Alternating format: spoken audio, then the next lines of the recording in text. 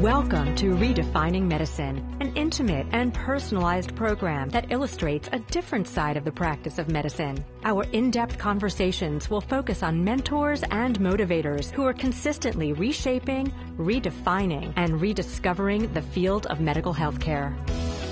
I would like to welcome Dr. Patrick Bitter Jr., a board-certified dermatologist specializing in non-surgical treatments to improve skin health and delay aging. He is regarded as the pioneer of pulse light technology for the use of skin rejuvenation and is the developer of the acclaimed FotoFacial. He is the founder of Advanced Aesthetic Dermatology and practices in California. Good morning, Dr. Bitter. Thank you so much for your time this morning. Good morning, Monica. Thank you for inviting me. It's our pleasure and honor. So let's go back to the time when you were a young boy and when you were just beginning thinking about what you might want to be when you grow up. Did you always know you wanted to be a physician? No. My father is a physician and a dermatologist. So my early experience was largely, around the house seeing hundreds of little sample bottles of shampoos and skincare products and moisturizers. And his dermatology journals, which always seemed to feature graphic skin diseases that looked dreaded on the front covers. So that was early on. And when I was 10 and prone to misbehaving and bothering my 7 or 8 younger siblings that I had, I ended up having to spend time in my father's office. So in his office, I got a sense of really a bit of what he did. But as far as wanting to go into medicine, that really was a decision that evolved when I went to college. So was there a strong interest in science? Well, I loved science. In particular, I loved biology. And what I loved about biology was understanding the world and understanding, in particular, the body and how it worked. But that combined with really what was my most compelling intrigue and fascination, and that was people. I just found people really interesting. From a young age. And I always wanted to get an idea and understand why somebody looked the way they did or behaved the way they did. And that was just that combination of that love and interest in science and biology in particular, and just being fascinated by people. It was clear that medicine made the most sense for me. And you were fortunate enough to go to a not-so-shabby school on the West Coast called Stanford? So, my undergraduate career was at University of California at Santa Cruz. Very interesting. That was in the 70s, and the environment there had a real mixture of people that were super bright in high school but didn't really fit in. And so the UC Santa Cruz was kind of a really good environment for them. Other people you might classify as fruitcakes because the campus was in a redwood forest. And then we had a lot of Vietnam veterans. So they were anywhere from 5 to 10 years older. And they had spent time in Vietnam, and now they were in the mid-70s going back to school.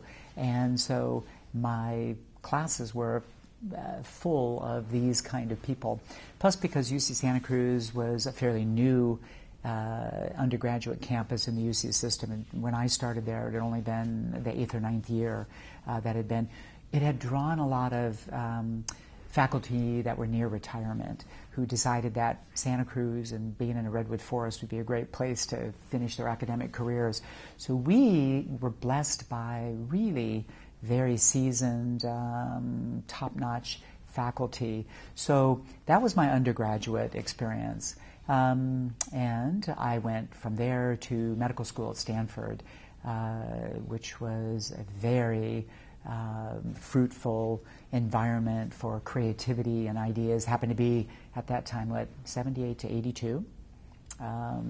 And those years, Silicon Valley was just blooming and blossoming. We still had a lot of people that were alive in World War I, which was tremendously fascinating for me, and talking to them. And that actually became one of the key motivations to go into the specialty that I chose, which was dermatology. I loved fine details. I loved what was fascinating about dermatology was the dermatology professors I had were like they could instantly recognize something, whereas all of their other non-dermatology physician colleagues could be world famous in their specialty area, but were totally clueless when it came to looking at the skin and knowing what it was.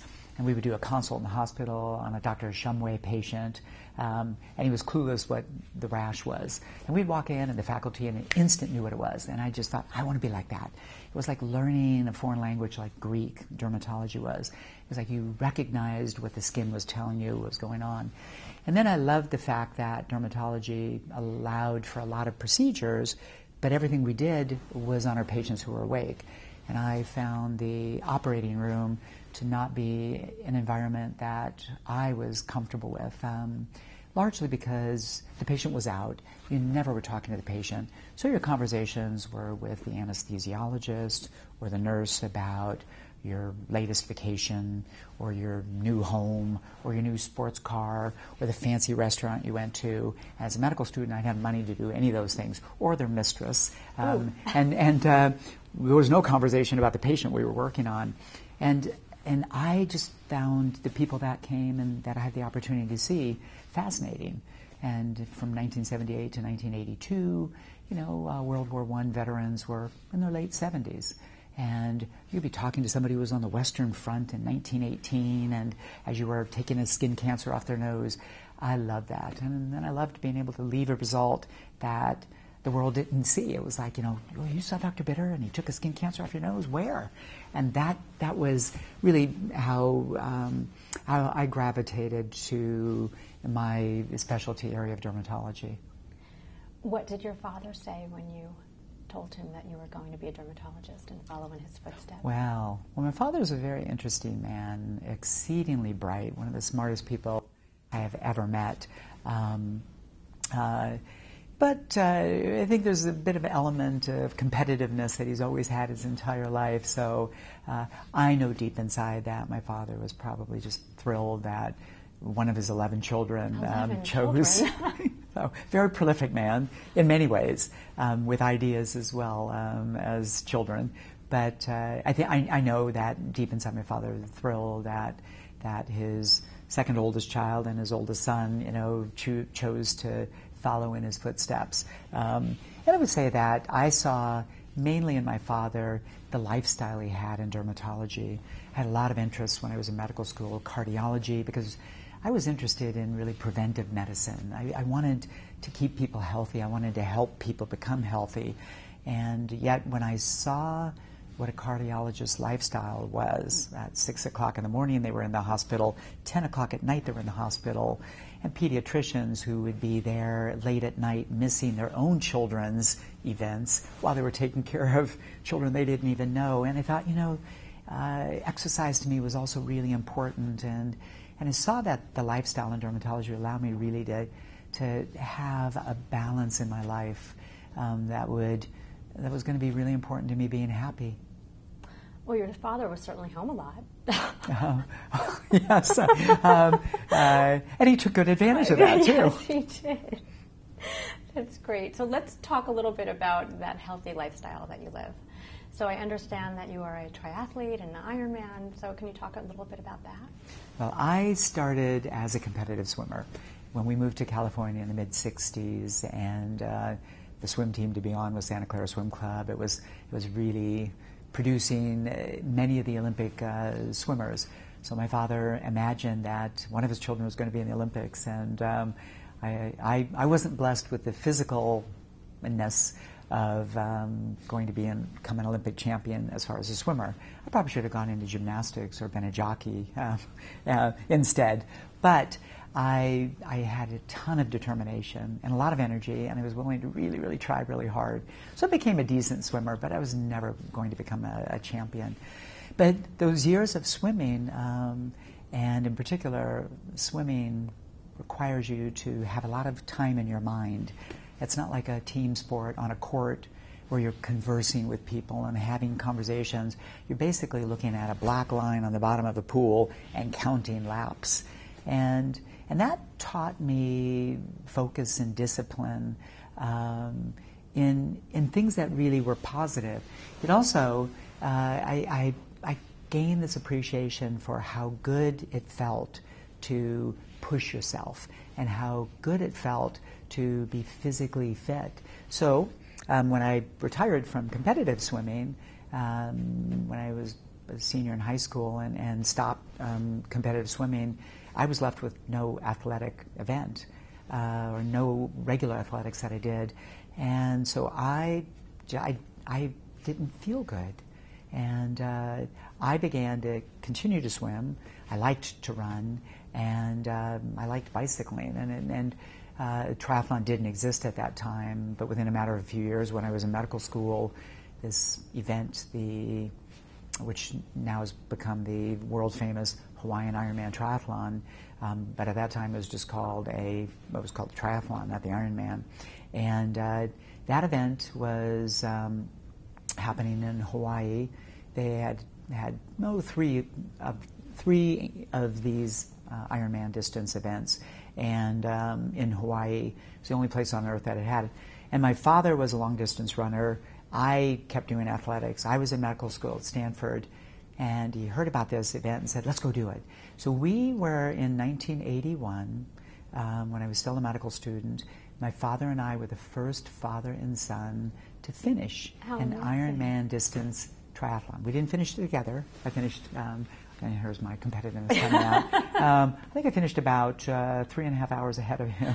But you can say that again if you want. And I fell in love, but we both did finish, and I fell in love with just what a triathlon was. And so since then, since that original Ironman triathlon, which now was 36 years ago, I've done well over 100 triathlons, one other Ironman triathlon, but the others have been shorter.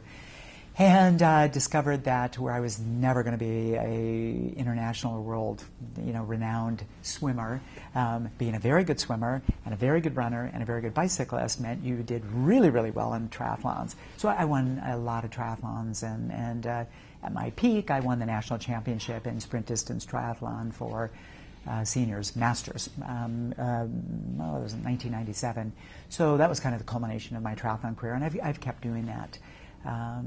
As just something that, I shouldn't say just something, that is just an integral part of my life. And that love and passion for athletics and that recognizing the need to have that part of your life attended to has really been a key part of what has brought me into the area of regenerative and functional medicine and the interest in anti-aging medicine, and has helped really sharpen my concepts of aging as I have aged, in that, I believe that feeling your best and looking your best is really about balance. It's about balancing everything in your life. And that makes so much sense to me, because what I've learned in medicine and what I learned in biology and physiology about the body and about nature in general, but specifically about the human body, is that our bodies are designed to keep things in such a tight balance. We keep the right blood pressure, the right body temperature, the right blood sugar, the right amount of sodium and potassium, and our bodies are designed and work really hard to keep all of those in balance. And when they're out of balance, you don't feel well. So that nature is telling us that to be optimally healthy, to feel your best, and to look your best, it's really about balance, regardless of what age you are. And balancing in your life your athletics and your what you engage your life with, your downtime, your recreational part, your love life. It's all about balance.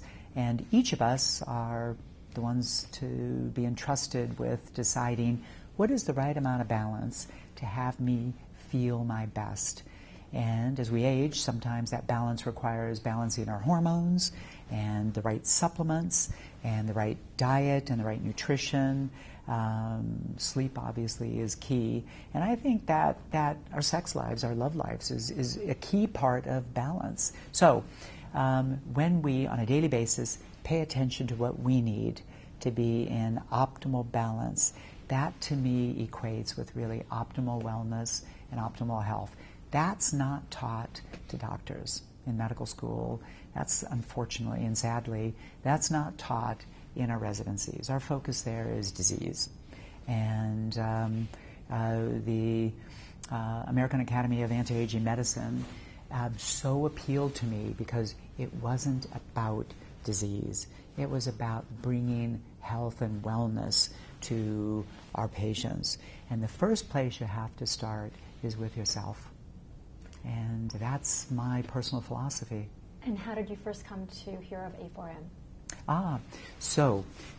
I'd always had an interest in wellness. Back in high school when I read Adele Davis cookbooks back in the early 70s, and I loved cooking, and I thought about, these emerging concepts of nutrition, some of which have been proven to really be of value, and some of which have been dispelled, some of the notions that in the 70s that were being put in print. But that was my first really introduction into thinking about nutrition and how key it was to health. In 2005, somewhere around 10 years ago, I saw a course advertised in Paris. That was a bioidentical hormone course, 5-day course. So my father and I traveled to Paris together, attended this course with Thierry Hertog and Claude Dahl, and it was like, this is what I had been waiting to hear.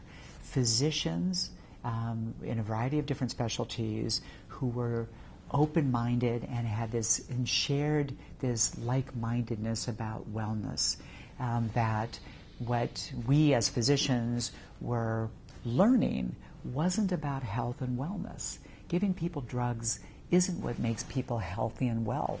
It was really lifestyle medicine. And I was so in awe of the knowledge that these physicians had gained already and what they were bringing. And when I returned from that, I was so inspired that I discovered the A4M. And I have attended since then almost regularly the A4M and have just been immensely enriched by the expertise and the knowledge that has been shared by the many, many faculty that have participated and lectured at A4M.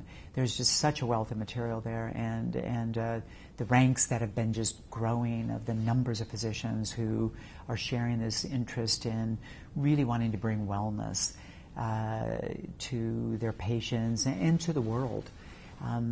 And the knowledge and the information has just expanded tremendously.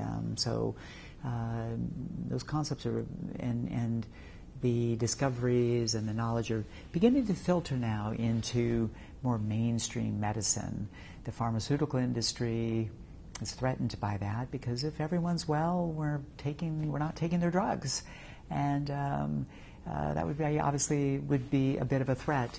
But regardless and despite that, the courage of the early pioneers to stand up in the face of what was, by their colleagues put down and criticized and called voodoo medicine. And I've seen some of that, that's beginning to fall by the wayside as those same critics are passing away from, or succumbing to, diseases from their poor lifestyle. And you're seeing really our faculty and our role models, people leading lives based on what they believe in and what they're teaching and sharing with their own patients, and that is inspiring. So I have found a home in the A4M, And I've been privileged and honored to be invited to be a faculty to share my areas of expertise and my passion, which really have been linked to this interest in anti-aging medicine and what I've discovered in what we can do with light for skin. And when you think about that, light it's so natural, just like eating a natural diet. So my interest in wanting to help people have better looking skin and wanting to help people feel better has largely shaped the kind of practice I have today. And how did you first begin your investigations with light? How did that come to be? Well, like most things in medicine and in science, it's a combination of three things. It's part serendipity, part just luck, and it's part keen observation, and it's part passion. I really had a passion for wanting to help people. And as a dermatologist, the common things we saw were bad acne, rosacea, red faces, red necks, red chests, sun-damaged skin. So those were the really common things that we saw. And what in my early years in dermatology, from mid-'80s, we had really, for some of those very common conditions that were very embarrassing to people, we had very little to offer. Rosacea, for example, red faces and flushing. Pharmaceuticals are limited in what they do for that, very, very limited. And then it was just telling people what things to avoid. And so we had really no good options. And I wanted to be able to offer somebody more than just telling them all the things they had to avoid and giving them some drug that was limited in what it was going to do. So the serendipity part of my journey for discovering the benefits of what light is able to do for people's skin was that my father had one of the very first IPL, or intense pulse light devices, in the world.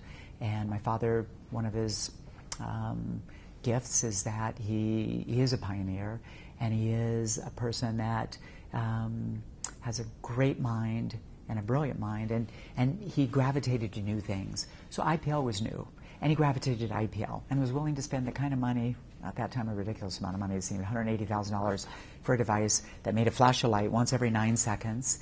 And we were trying to make it, we and the other dozen people that had IPL in the world were trying to make it work like a laser.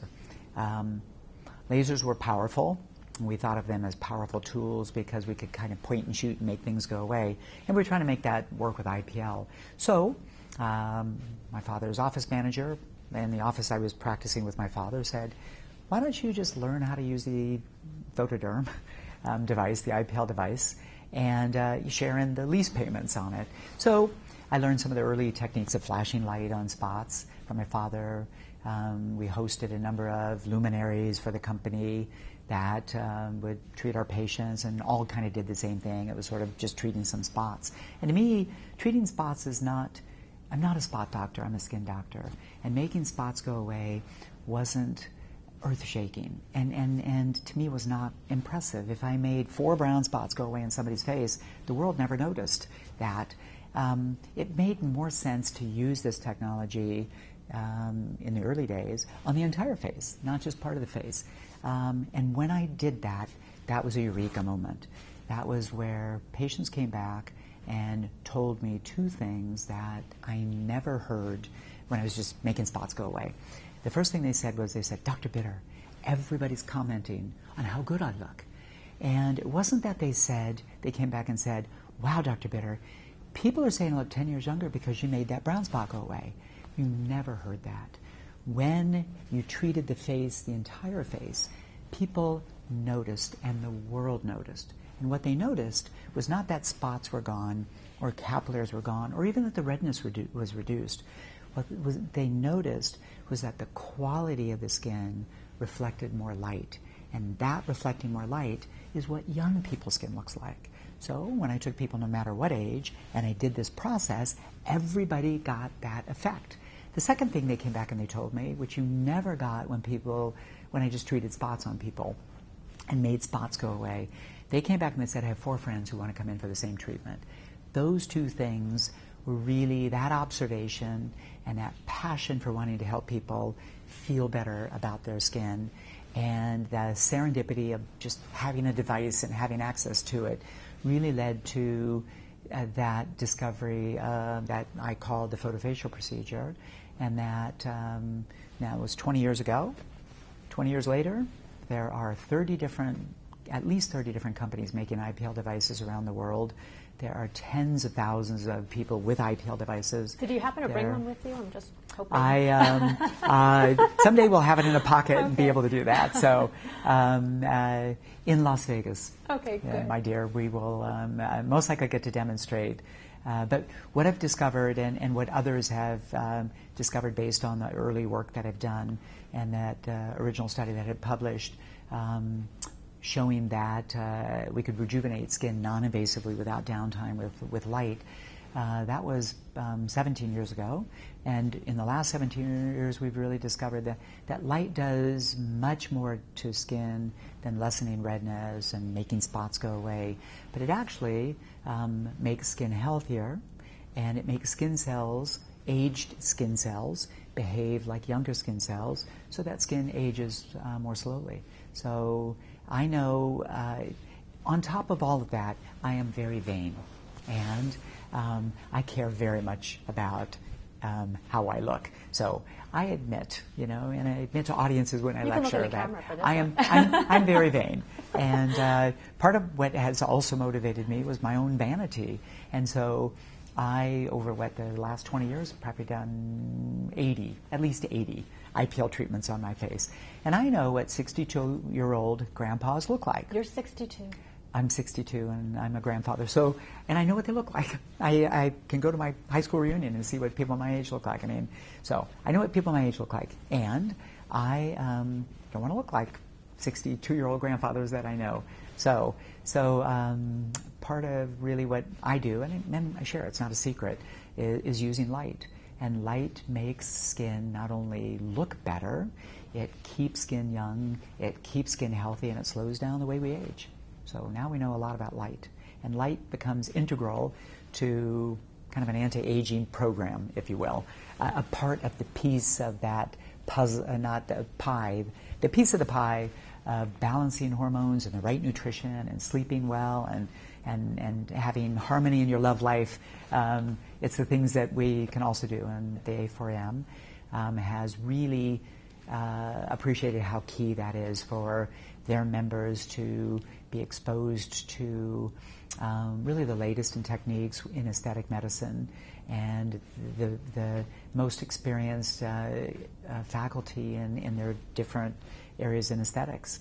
And they've brought that with the aesthetic modules to all members. So when you were first discovering all of the different modalities, whether it's aesthetics or hormones or what have you, that A4M were teaching, and when you first started 10 years ago, did you implement anything else into your practice other than the aesthetic part of it? I know as a dermatologist, you're often, everybody wants to just look younger. Mm-hmm. They don't say, I want to feel better. Mm-hmm. So what did you implement at that time, if anything? That's a very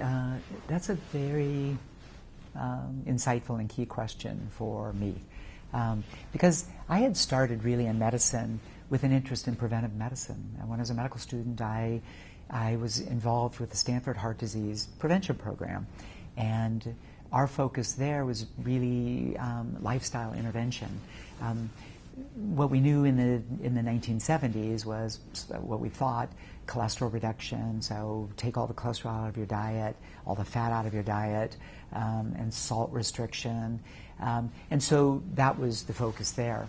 I thought that's what I wanted to do. But then I really discovered that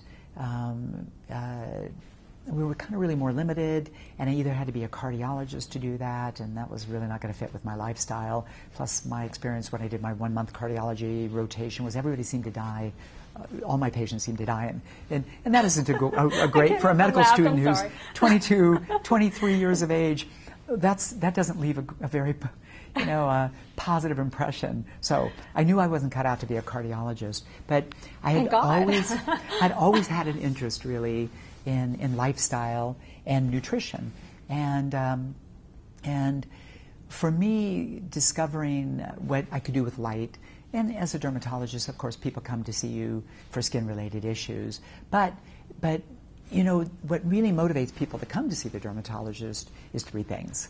There's three reasons why they come to see a dermatologist, and I discovered this early. And as a dermatologist, if you really discover that early, then it made the rest of what you did much more, I think, empowering and impactful for the patient, because you knew why they came to see you. One was they came to see you because they were afraid. They were afraid they had something bad, and they thought, well, you know what? I got this black spot on my arm. A friend of mine noticed it the other day, and they said, wow, I had a friend who had one of those, and they went to see the dermatologist. They were dead 6 months later.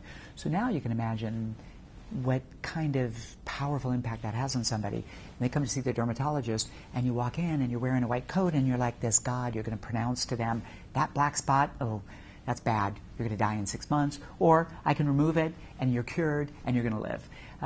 So that's one of the reasons that people come to see us. The second reason people came to see us is because they were uncomfortable. They had a rash that itched, you know, whether it was eczema or so, and we could help them. And that was easy. That's easy to make people not itchy in 1 or 2 or 3 days. And the third reason they come to see dermatologists is they're embarrassed. They have something that's embarrassing. Those are the only 3 reasons people come to see a dermatologist. And they're embarrassed because they've got acne on their face. They have a red face. They have brown spots on their hand. They have psoriasis. They have vitiligo. A lot of the skin conditions are not life-threatening at all, but they're embarrassing to people.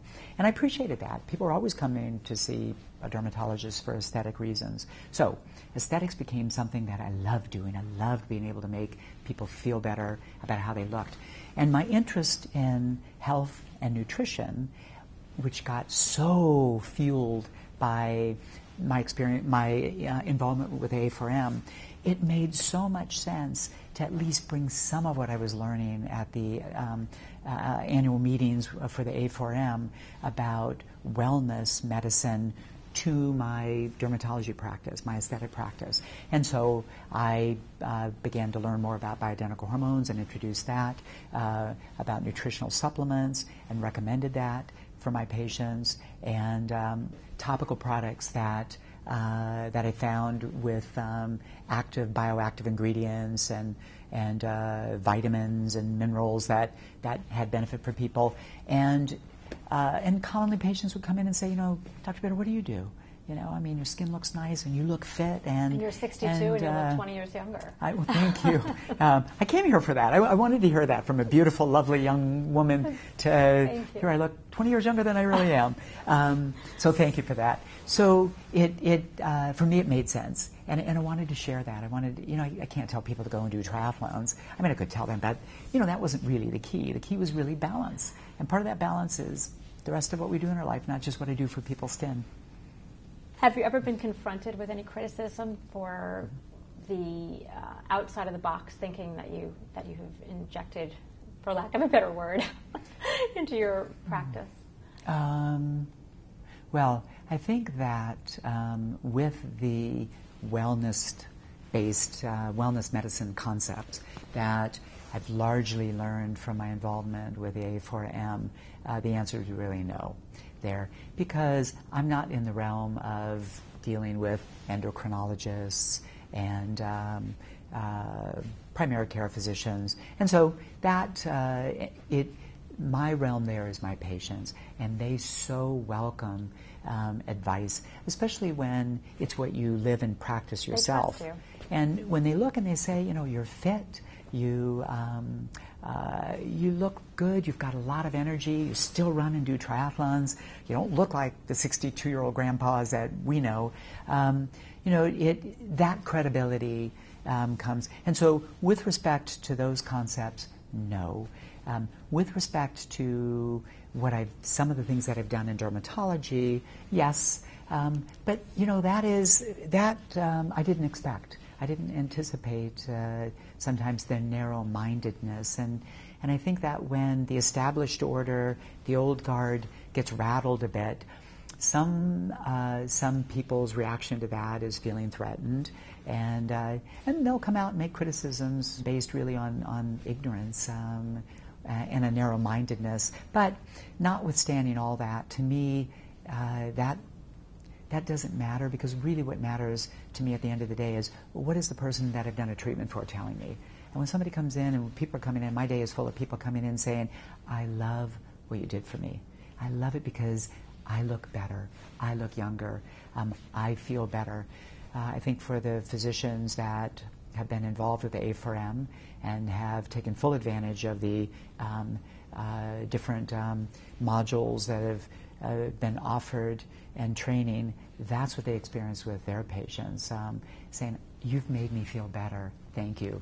I help people feel better about how they look, and that's what I love. At the end of the day, that's what helps me sleep really well. That's what motivates me and inspires me. I love what I do. I'd be a happy camper if all I did was flashlight on people's faces. And I've done that 20 million times. 20 million flashes of light I've watched. And I'd be a happy camper doing that for the next 15 years of my life, making people's skin look nice and learning how to do it better and better and better. But the fact that in the 20 or 30 minutes I'm working on somebody, I get to talk to them about nutrition. I get to talk to them about the wellness medicine concepts that I've learned through the A4M. That just adds to it. And it enriches the experience for the patient. You are a mentor to so many newer physicians that have been practicing for many, many years with all of your inventions and everything else that you've been a pioneer in. Is there anybody today at 62 years old that you still seek mentorship from? Oh, well. So at the age that I am, well, yes. First, anybody older than I am, because they have more life experience. And I think that it's important for us always to listen to the age of wisdom. And people in their 70s and 80s have a lot of life experience, and they have 10 to 20 years more life experience than I have. And so, yes, I look at that age group partly for the life lessons that they've gleaned and hopefully openly share. And then you also look at that age group for the mistakes that they've made, lifestyle mistakes. And you look and you see a bent over, hunched 80-year-old with one foot from the grave, and then you see somebody like my father who's 86 and still walking an hour a day and a really sharp mind. And you realize what the choices we've made in our lifestyle, how it catches up with us at the end of our life. So that's one group. I have a great deal of respect and learn from those people in my specialty area who I know truly are passionate about what they do and truly do the work in their own clinics and their own offices, and then so willingly share their techniques and the things that they've learned from observation. So I find mentorship in that. And then I am always inspired when I see people in my age group who have a lot of energy and a lot of vibrancy and vitality in their life. And you look at them and they are a fabulous role model. When I was much, much younger, I thought my grandfather was, 58 when I was born. So I remember him when he was in his 60s and his 70s, and he lived to be 102. And, I always thought of him as an old man. And now that I've reached that grandfather age, I realize that being, in your 60s doesn't mean you're an old person. Part of that is how you think of yourself, and part of it is how you've lived your life. And yes, I can't run as fast at 62 as I could when I was 50. I could run a 5-minute mile at 50, and I can't run a 5-minute mile at 60, but I don't expect to. But to get up every day and have the energy to be able to do things that I love, and to still be able to do things for people in my practice, and to have the energy to keep up with my 5 children and my 2 grandsons. You're going for your father's record? Or what? I value that, and so I also appreciate that the things I've been learning through the A4M become even more important as you get older, that you have that balance in your life. How beautiful. So what do the next 10, 15 years look like for you? Well, I will continue to beautify the cutaneous landscape of the world, at least the part of the world I am in Silicon Valley and Beverly Hills, and make skin look better, because I love doing that. And I'll continue to learn as much as I can and advance those techniques. And I see that one of my duties is really to share what I've learned. Very few people, if anybody on the face of the earth, has watched a flash of light 20 million times and treated and done 40,000 treatments on people with light. And so it's not just a passion to want to share that and teach people the art of making skin look nicer with this particular light-based technology, but it's also, I see an obligation that I've got. It's important for me to do that, because when you can take somebody who's younger and somebody who's passionate and they want to learn those techniques, and you can share with them things you've taken 20 years to learn, it'll only advance what the rest of us will benefit from.